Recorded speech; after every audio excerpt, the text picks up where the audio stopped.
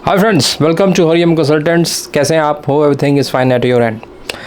तो ये एक वीडियो अब बना रहे हैं जिसका काफ़ी ज़्यादा इंक्वायरी है इस बात को लेके कि आपका विजिटर वीज़ा अब नए रूल्स में स्टडी वीज़ा में कन्वर्ट हो रहा है या नहीं हो रहा। ये काफ़ी लोग पूछते हैं, काफ़ी के मन में क्वेश्चन मार्क्स हैं, काफ़ी वीडियोस इसको लेके बन रहे हैं, नेगेटिव भी बन रहे हैं। तो हम आपको क्लैरिटी देने वाले हैं कि what is the reality, what is happening. हो रहा है, नहीं हो रहा, हो रहा है तो कैसे हो रहा है, और जिनका नहीं हो रहा तो क्यों नहीं हो रहा है। तो ये क्लैरिटी आपको मिलेगी और इन सब को आपको अपनी प्रोफाइल के हिसाब से मूव ऑन करना है। अब ऐसा वैसा सिस्टम नहीं रहा कि कोई भी विजिटर वीज़ा लेके वहाँ पे कोई भी कोर्स पकड़ लेगा और उसको मिल जाएगा, ये चीज़ तो नहीं है। बट हाँ, जो फर्स्ट क्वेश्चन है इसका मेन, उसका हम आंसर पहले ही कर देते हैं, फिर उसके बारे में आगे डीप जाएंगे कि यस कन्वर्जन हो रहा है। ऐसा कहीं भी नहीं लिखा कि कन्वर्जन नहीं होगा अगर आपका वीज़ा विदाउट कंडीशन आ रहा है। और ये भी मैं आपको क्लैरिटी देता हूँ, जिसका वीज़ा आ रहा है विदाउट कंडीशन ही आ रहा है, अदरवाइज दे आर रिफ्यूजिंग। जो पहले था वही अब है। जस्ट थोड़ा सा एक हलचल होती है ना फैलाने वाली बात की ये करेंगे वो करेंगे, या एग्जैक्टली जैसे ऑस्ट्रेलिया पहले था प्रोफाइल स्पेसिफिक, किस तरह से आपका सरकमस्टांस है उसको मद्देनज़र रखते हुए वीज़ा ग्रांट कर रहा है। जिसका वीज़ा आ रहा है उसका कन्वर्ट हो सकता है बिकॉज वो विदाउट कंडीशन आता है, अदरवाइज़ रिफ्यूज़ल आती है। तो ये आप बिल्कुल आप दिमाग में रख लें बात, तो इसमें कोई आपका कन्फ्यूजन नहीं होना चाहिए।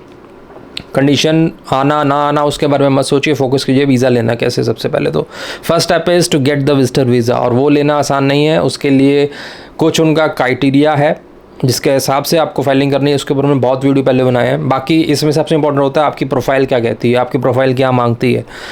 तो वो डिस्कशन करने के लिए जूम मीटिंग हमने रखी हुई है। आप कहीं भी वर्ल्ड के कोने में हो, you can discuss with us, ठीक है।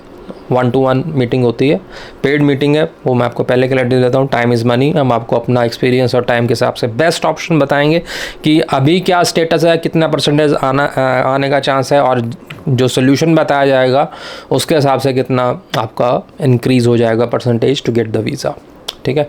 तो विजिटर वीज़ा अगर आपका आ गया, उसके बाद वहाँ पर कैसे कन्वर्जन करना है, जिसका हो रहा है और जिनका नहीं हो रहा, ये अब हम डिस्कस करते हैं। और अगर आप अपना डिस्कस करना चाहते हैं तो जूम स्लॉट बुक कीजिए, just WhatsApp hello in this number जो फ्लैश हो रहा है। तो फ्रेंड्स, आता उसका है अब नए रूल्स के हिसाब से जो सब कुछ फुलफ़िल करता है। फुलफ़िल मतलब जो स्टूडेंट वीज़ा की रिक्वायरमेंट्स नई आई हैं उस पर आप फोकस कीजिए। अगर आपका विजिटर वीज़ा आ गया है सपोज, और आपका प्लान है कन्वर्जन करने का, तो देन फोकस की जो स्टडी वीज़ा में नए उन्होंने चीज़ें डाली हैं वो आपके ऊपर फुलफ़िल हो रही हैं नहीं। अगर नहीं हो रही हैं तो जल्दी मत मचाइए। 3 साल का वीज़ा मिलता है, उसको आप बनाइए। आपको समझ नहीं आ रहा, हमारे से डिस्कस कीजिए कैसे करना है।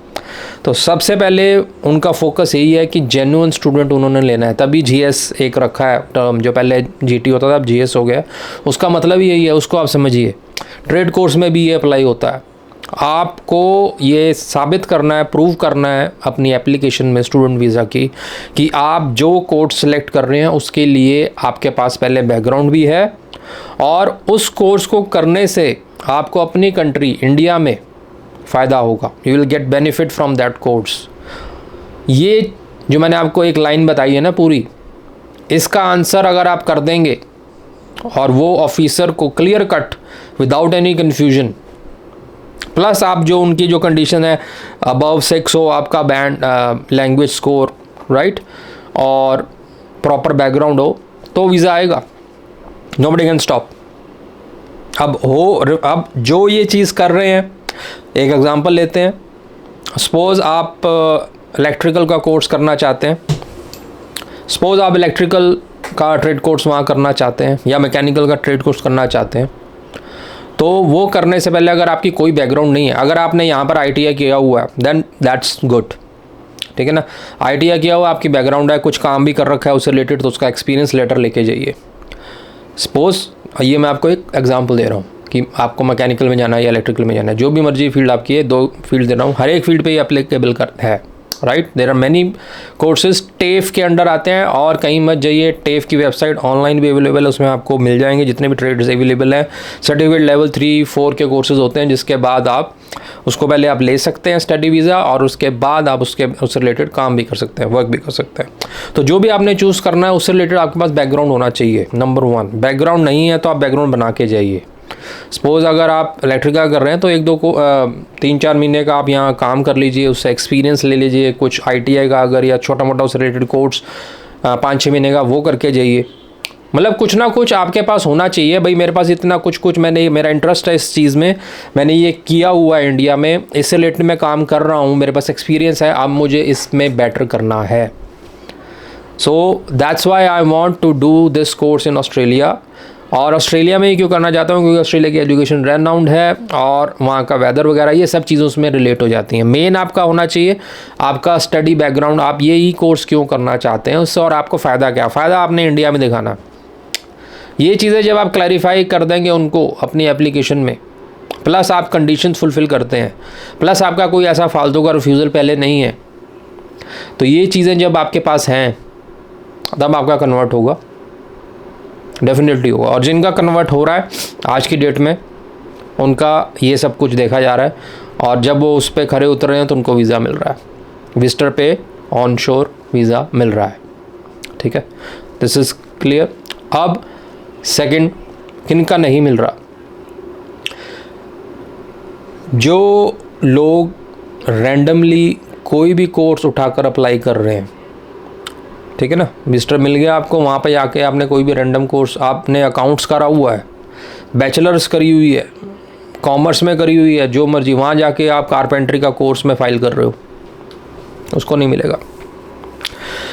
जब तक वो अपना बैकग्राउंड नहीं दिखाएगा कि अगर बीकॉम करी है तो करी है, उसके बाद अगर आपने कारपेंटरी में ही जाना है तो कुछ ना कुछ आप बैकग्राउंड ज़रूर बनाइए इंडिया में, फिर आप ये सब रूट पकड़िए।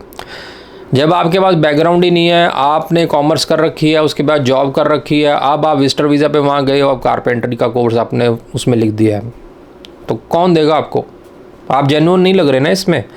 वो कहेगा आपको कॉमर्स के स्टूडेंट हो, आप यहाँ आके कारपेंटरी में क्यों घुस रहे हो? Because your intention is not temporary, आप सेटल होना चाहते हैं, राइट? तो ये चीज़ नहीं करनी है। अब ये मैं नहीं कह रहा कि कॉमर्स वाला वहाँ कारपेंटरी वाला कोर्स नहीं ले सकता, मैं कह रहा हूँ उसको करने से पहले, ये स्टेप लेने से पहले आप अपना बैकग्राउंड बनाइए। That is my advice, right? और इसके अलावा अगर आपका कुछ और रिलेटेड कोर्स वहाँ पर जो आपने जो कर रखा है उससे रिलेटेड हो रहा है, तो जूम मीटिंग करिए ना हमारे से, हम आपको बताएंगे, बेस्ट गाइडेंस करेंगे। हो सकता है आपने कुछ ऐसा कर रखा हो आपके प्रोफाइल में जिसके हेल्प से आपको वहाँ ट्रेड कोर्स लेने में, अपने आप को जेन्युइन शो करने में हेल्प हो जाए। तो वो हर एक का प्रोफाइल का डिफरेंट होगा, उसके लिए आपको जूम मीटिंग हमारे साथ करनी पड़ेगी, राइट? तो ये था एक वीडियो जिसमें क्लैरिटी हमने आपको दी है कि कंडीशन आ रही है नहीं आ रही उसके ऊपर फोकस नहीं करना, आपको वीज़ा लेना है। विजिटर वीज़ा लेने के लिए जूम मीटिंग आपको बुक करिए, हम आपको गाइडेंस देंगे। हम सीधा उठा के फाइल नहीं लगाते, हम पहले डिस्कस करते हैं आपका केस, आपको बताते हैं, क्लैरिटी देते हैं, उसके बाद अगर अभी करने का फ़ायदा है तो करते हैं, अगर कहते हैं अगर वेट करेंगे कुछ डॉक्यूमेंटेशन आप तैयार कर लें उसके बाद करें तो बाद में फाइल करते हैं। ये करने के बाद वहाँ पर आपका कन्वर्जन का प्लान है तो वो भी हम आपको यहाँ पर गाइड करेंगे कि कैसे आपको वहाँ करना है, कैसे वहाँ पर आपके ऑफ़र लेटर लेना है, कैसे COE लेना है। वो करने के बाद हम यहाँ से स्टडी भी फाइल करते हैं, आपको COE लेके हमें भेजना है, we will file from here, क्योंकि सारा प्रोसेस ऑनलाइन है सब क्लास 500 का, तो यहाँ से भी फाइल लग सकती है, ऐसा कुछ भी नहीं है। Just you should have COE with you और आप ऑन शोर होने चाहिए, ठीक है? अब लास्ट पार्ट इस वीडियो में स्टूडेंट्स के लिए मैं बता रहा हूँ कि 80 to 90% जितने भी स्टडी वीज़ा लगाते हैं स्टूडेंट्स, उनका मेन ऑब्जेक्टिव ये होता है कि वहाँ जाके काम करना है, सेटल होना है। Then why you people are going for theoretical courses? एक तो इंटरेस्ट होता है बंदे का, उनका मैं नहीं कह रहा, कईयों को होता है मुझे थ्योरेटिकल करना है, बैचलर ऑफ इंजीनियरिंग करना है, फिर आगे मास्टर करना है, वो एक स्टूडियस टाइप चीज़ें आ गई। बट 80% ऑफ द जो मोस्टली लोग जाते हैं वहाँ पर, वो ट्रेड कोई स्किल अटेन करना चाहते हैं और उसके बाद उस पर काम करना चाहते हैं, या एक साइड बाय साइड कोर्स चलता है, मेनली वो काम पे फोकस करते हैं। तो उन लोगों के लिए मैं एक सजेशन दे रहा हूँ कि आप instead of going for theoretical courses directly आप यहाँ से अप्लाई करें। फर्स्ट ऑफ ऑल अपना ऑफ़र लेटर लेने से पहले आप ट्राई कीजिए कि आपको ऑफ़र लेटर टेफ से आ जाए। टेफ मीन्स जो ट्रेड कोर्सेज की वहाँ पर एक पूरे जिसके अंडर सारे ट्रेड कोर्स होते हैं उनका ऑनलाइन यहाँ से आप अपने डॉक्यूमेंट्स भेजिए।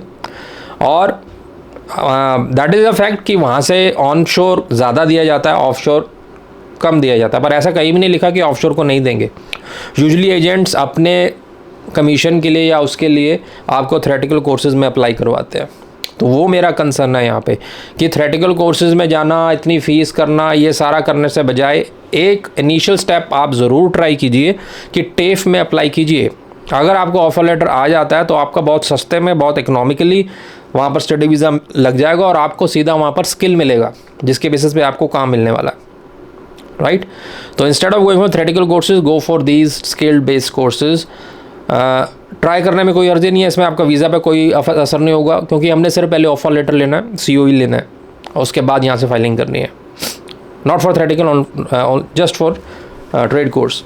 और अगर वो आपको मिल जाता तो आपकी 5 उंगलियां घी में हैं, क्योंकि आपको स्किल मिलेगा वहाँ का, स्किल के बाद आपको उससे रिलेटेड काम मिलेगा और उस काम से बेसिस के ऊपर आपके पॉइंट्स बनेंगे and then you get the PR। So this is for the students जो एस्पायरेंट्स हैं, जो स्टडी वीज़ा के लिए जाते हैं। तो कंडीशंस आपको पूरी करनी है फुलफिल। एकेडमिक वाला अबव 6 बैंड्स आपने लेके आना है। टेफ का मतलब, ट्रेड कोर्स का मतलब ये नहीं है कि आपको क्राइटेरिया लो हो जाएगा, क्राइटेरिया आपका बेस्ट होना चाहिए।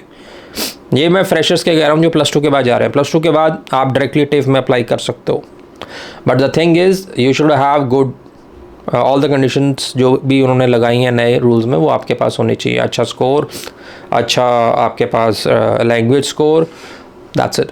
तो instead of going for theoretical courses, पहले एक बार टेफ में अगर आप ऑफशोर अप्लाई कर रहे हैं स्टडी वीज़ा के लिए तो ज़रूर करें। बाकी ऑन शोर के लिए तो ये ऑप्शन अवेलेबल है ही। तो होप आपको वीडियो अच्छा लगा होगा, लाइक शेयर सब्सक्राइब जरूर करें। Thank you very much. और आपका कोई भी कंसर्न है, जूम मीटिंग हमारे साथ बुक कीजिए and have a discussion with us. हम आपको क्लियरली गाइड करेंगे कि क्या क्या आपको करना है और क्या परसेंटेज है आपकी राइट नाउ और कैसे आप ले सकते हैं, what is the best probable ways to get the visa. ठीक है, थैंक यू वेरी मच।